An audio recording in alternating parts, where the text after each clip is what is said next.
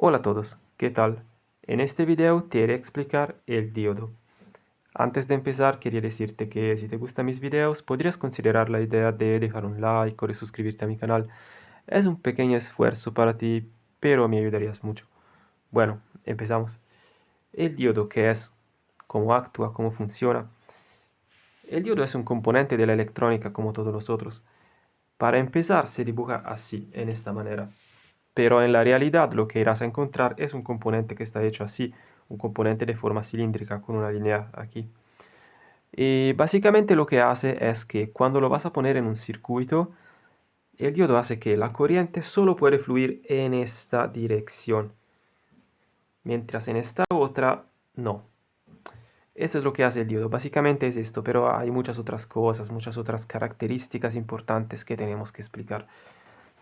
Esta parte del diodo se llama ánodo y esta otra se llama cátodo.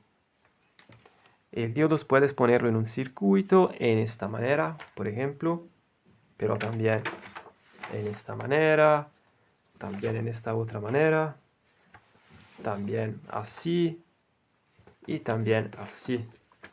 En este circuito, por ejemplo, hay dos fuentes de voltaje y si, por ejemplo, esta fuente, la segunda, es más fuerte que la primera, y la corriente debería, ¿no?, fluir, deslizar en esta dirección en el circuito, pero también si esta es más fuerte y la corriente debería deslizar en esta dirección, en esta rama donde está el diodo, la corriente no puede fluir en esta dirección, solo en esta dirección aquí.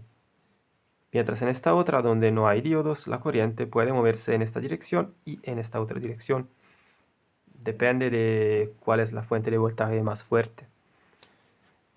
Vamos a explicar algunas características del diodo. Por primera cosa dibujamos un circuito muy fácil como esto, donde solo tenemos una fuente de voltaje, un diodo y una resistencia. Una característica muy importante del diodo es que tiene un voltaje de activación. ¿Qué significa esto? El voltaje de activación generalmente es un número muy bajo, como 0,3 volt. Y puede cambiar, puede ser que a veces por algunos diodos es 0,5 o 1,5. Lo máximo que puede ser creo que es 2,5 volt. Pero generalmente son números bajos, sí. ¿Qué es el voltaje de activación? Hemos dicho que la corriente solo puede fluir en esta dirección. Sí, bueno, esa es la verdad. En esta otra no puede, sí. Pero también para fluir en esta dirección la corriente, el diodo necesita de recibir al menos su voltaje de activación. En este caso, al menos 0,3 volt. Si el diodo no recibe 0,3 volt, también si la fuente de voltaje está posicionada en esta dirección, pero si no recibe 0,3 volt, la ruta está cerrada, También en esta otra dirección, la corriente no puede moverse, no puede fluir. Si el diodo recibe 0,3 volt o más, el diodo se activa, está activado.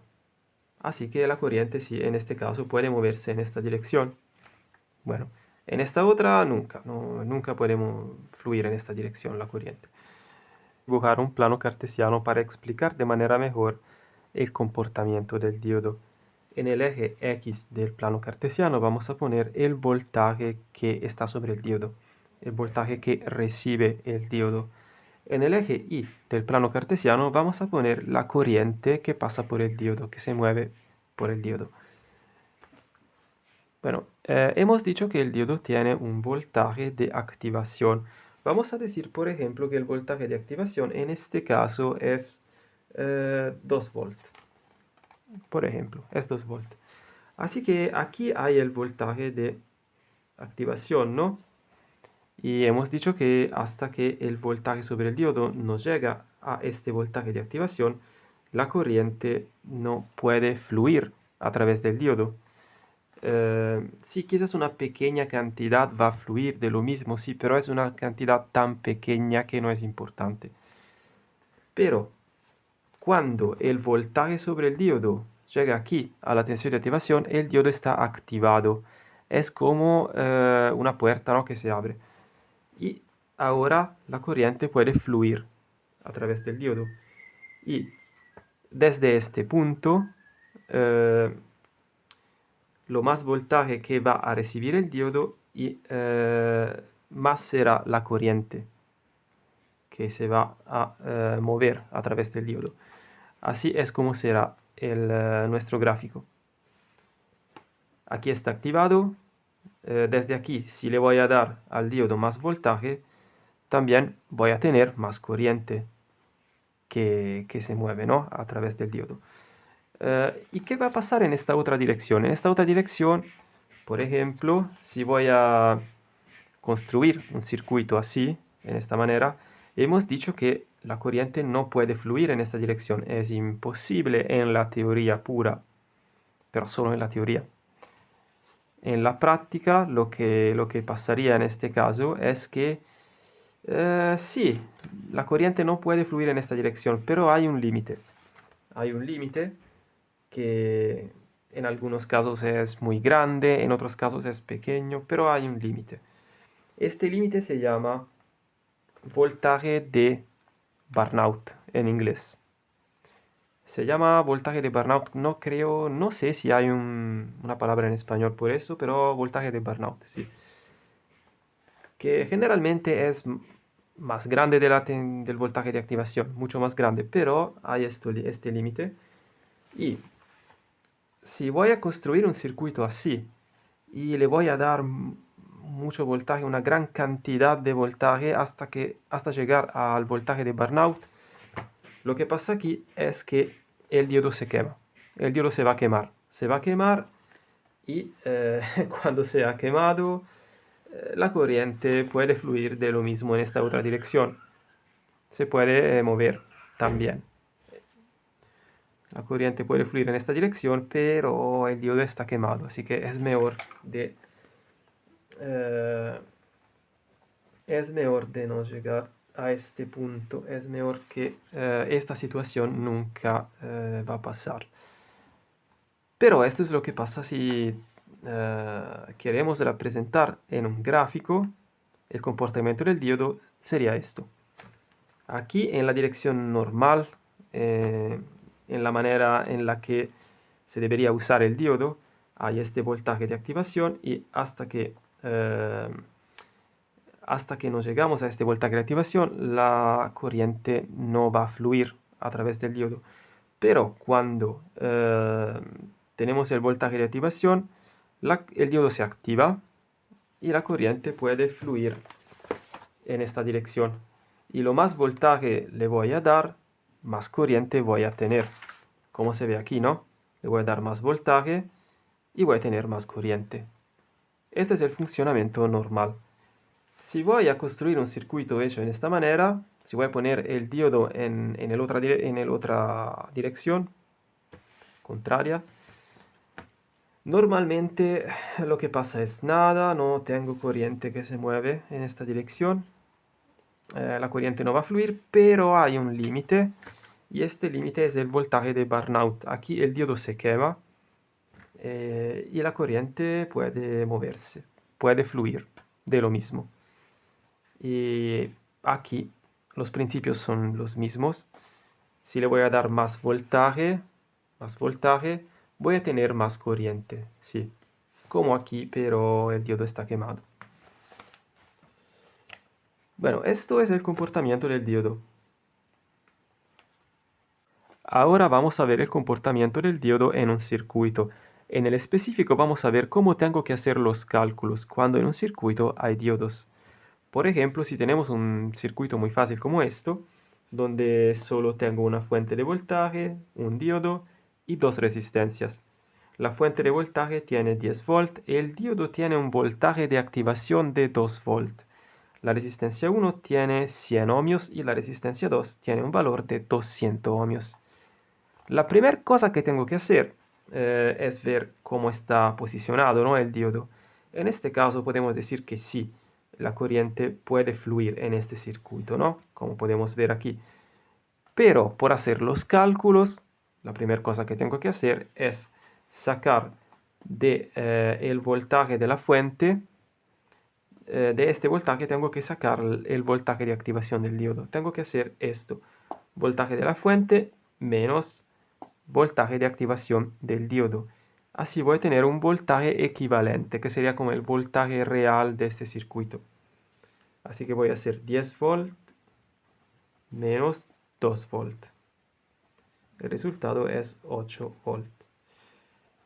Y ahora puedo considerar como si en este circuito no hay diodos y aquí tengo una fuente de 8 volt. Tengo que considerar como si fuera en esta manera. Ok.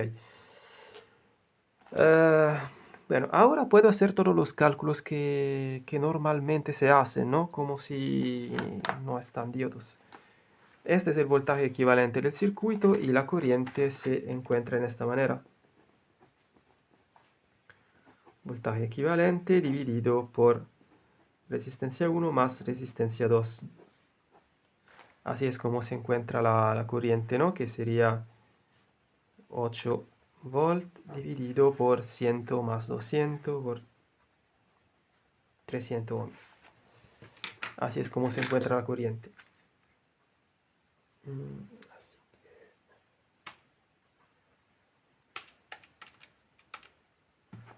El resultado es 0,026 amperes de corriente. Ahora que tengo la corriente, puedo encontrar el voltaje, la caída de voltaje, ¿no? Sobre la resistencia 1 y sobre la resistencia 2. V1 y V2. ¿Y cómo se hace? Simplemente tengo que multiplicar la corriente por la resistencia 1 y así voy a obtener la V1. Y si voy a multiplicar la corriente por la resistencia 2, voy a obtener la V2. En esta manera voy a obtener la caída de voltaje aquí y aquí. Todo es como siempre. Solo tengo que hacer esta cosa aquí, ¿no? Cuando voy a empezar.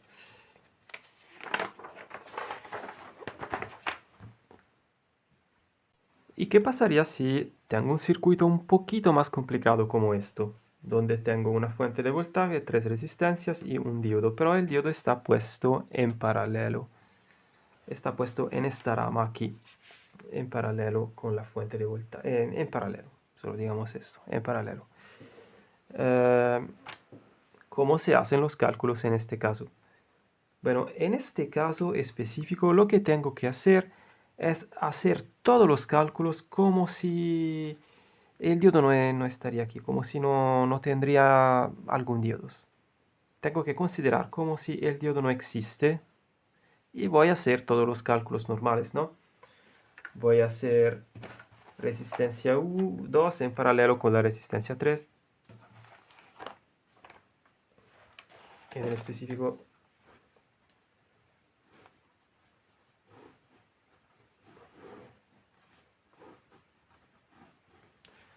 voy a considerar como si el circuito estaría hecho así. Así que voy a hacer todos los cálculos. Resistencia 2 en paralelo con la resistencia 3. Y voy a obtener una resistencia, vamos a llamar esta resistencia paralelo. Y luego el circuito que tengo es esto, es como esto, equivalente a esto. Resistencia 1 y resistencia en paralelo. Voy a hacer esta más esta porque están en serie. Resistencia 1 más resistencia paralelo. Voy a obtener una resistencia total. Ahora que tengo la resistencia total, simplemente voy a hacer fuente de voltaje dividido por la resistencia total y voy a obtener una corriente total. Ahora, si quiero buscar cuáles son las corrientes aquí y la corriente aquí, las corrientes aquí y aquí, la I2 y la I3, ¿qué tengo que hacer? Simplemente tengo que hacer esta corriente total. Tengo que multiplicar esta corriente total por la resistencia paralelo. Y en este caso voy a obtener una caída de voltaje en paralelo, ¿no? Sobre este paralelo. Así que voy a hacer esto, corriente total se va a multiplicar por la resistencia paralelo. Y voy a obtener esta, una caída de tensión sobre el paralelo. Y ahora que conozco esta caída de tensión sobre el paralelo, lo que puedo decir es que cuando tengo una caída de tensión sobre todo el paralelo, este valor es lo mismo de la caída de tensión que tengo en esta rama y es lo mismo de la caída de tensión que tengo en esta rama. Bueno, pero en esta rama hay el diodo, así que aquí algo va a cambiar. Vamos a ver qué va a cambiar. Conozco la caída de tensión sobre este paralelo y bueno, la caída de tensión sobre este paralelo es igual a la caída de tensión en esta rama. Si tengo que buscar la corriente 3, simplemente tengo que hacer caída de tensión sobre el paralelo dividido por la resistencia 3. Y en esta manera voy a encontrar la corriente 3, esta corriente que pasa por aquí. Pero si tengo que encontrar la corriente 2, ahora algo va a cambiar. ¿Y qué? En esta rama hay una resistencia y un diodo. Para encontrar la corriente, tengo que hacer esto. Porque aquí en toda esta rama, ¿no? En toda esta rama hay esta caída de tensión, ¿no? Este valor. Para encontrar la corriente, tengo que hacer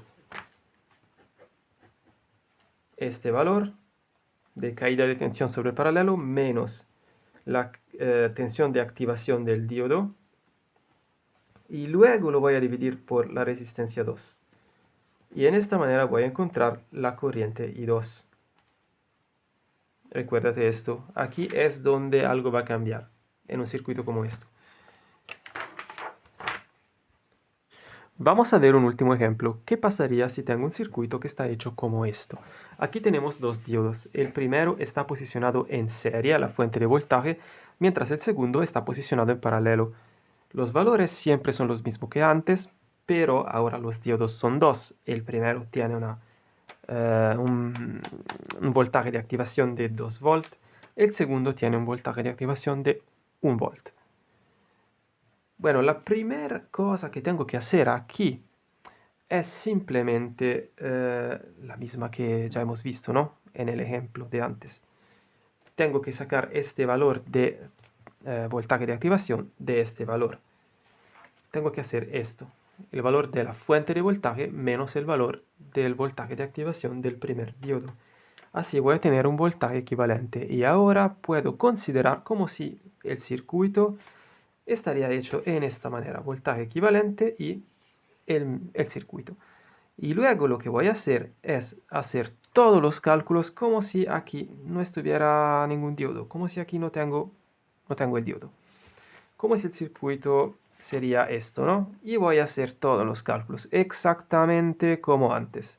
Desde aquí, todo es exactamente como ya hemos visto en el ejemplo, en el otro ejemplo. No va a cambiar nada. Simplemente hago exactamente las mismas cosas que ya hemos visto en los dos ejemplos de antes, ¿no? Pero voy a hacer una cosa y luego la otra cosa también. Ambas las cosas. Te digo solo esta última cosa aquí. Hemos dicho que con el diodo la corriente solo puede fluir en esta dirección, ¿no? El diodo se puede considerar como si estuviera hecho en esta manera. En verdad no es que está hecho en esta manera, pero se puede considerar como si está hecho en esta manera. Como un voltaje de activación posicionado, ¿no?, en la dirección contraria a la dirección de la corriente y una pequeña resistencia del diodo.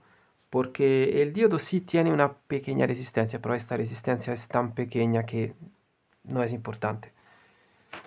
Y el voltaje de activación está posicionado, ¿no?, en la dirección contraria a la dirección de la corriente. ¿Por qué? Por esto, porque para tener una corriente en este circuito, el valor de la fuente de voltaje tiene que ser al menos el mismo valor de la tensión del voltaje de activación. Lo mejor sería que el valor de la fuente de voltaje sería más grande. Puede ser también un poquito más grande, pero mejor que sería más grande del voltaje de activación del diodo. Si el valor de la fuente de voltaje es más grande del valor de la del voltaje de activación del diodo. Y bueno, la corriente puede moverse en esta dirección en el circuito. Así que puedo considerar el diodo como si estuviera hecho así. Esto es el diodo.